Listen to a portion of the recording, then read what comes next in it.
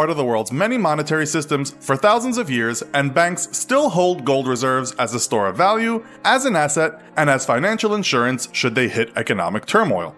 It's a rare metal that costs a great deal to mine, which is one of the reasons it holds value. How rare is it? That's what we intend to find out. In this episode of the Infographic Show, how much gold is there in the world? Okay, so before we work out how much gold there is in the world, let's first talk about what gold is and why it is so valuable. Silver has far more industrial uses. Copper is much more plentiful and has superior electrical conductivity, and platinum and palladium are both more rare and the best known metals to reduce harmful auto emissions. But what gold has going for it is its superior chemical properties. Gold cannot be destroyed by water, as it doesn't rust. By time, coins remain recognizable after 1,000 years. By fire, it takes 1945.4 degrees Fahrenheit to melt it. Gold is also uniquely malleable, as it spreads without cracking. It's ductile, as it stretches without breaking. And most importantly, gold is very rare. It's estimated that all the gold ever found would only fill 2 Olympic-sized swimming pools.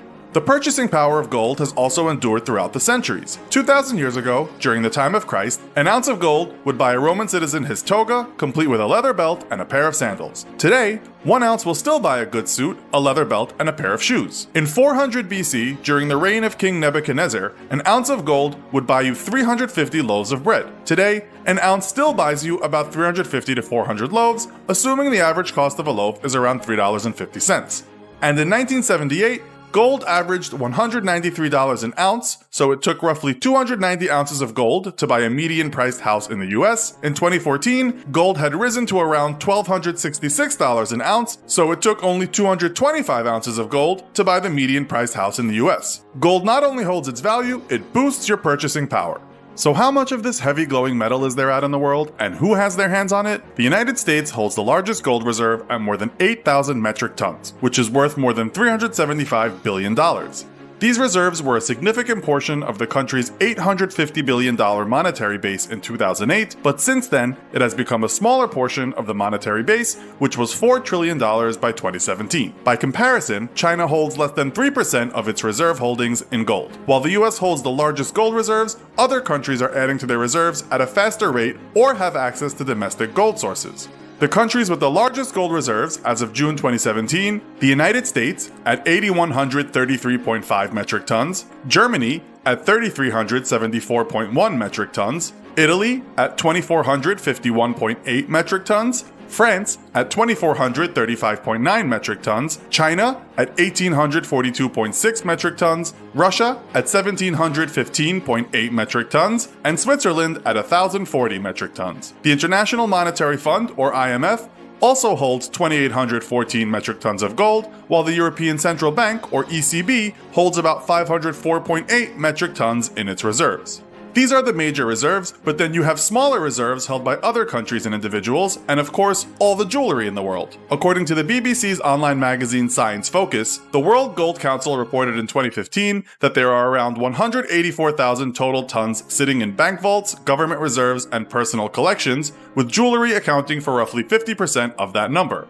That sounds like a lot of gold, but as gold is so heavy, 1 cubic meter weighs over 19 tons. So all the world's known gold reserves could be laid out on a football pitch in a layer only a meter or so high.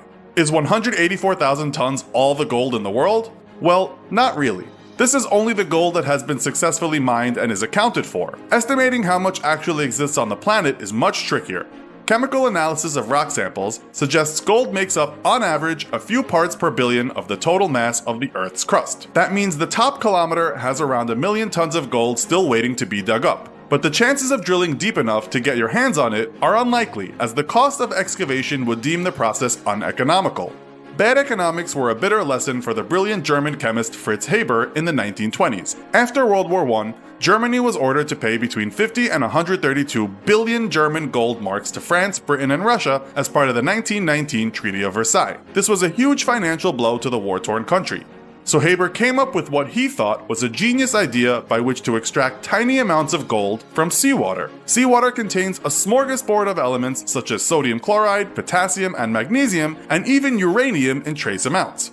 Haber believed the gold within the world's oceans could be withdrawn and accumulated and used to help Germany pay their debt. He estimated that 65 milligrams of gold could be extracted from 1 metric ton of seawater.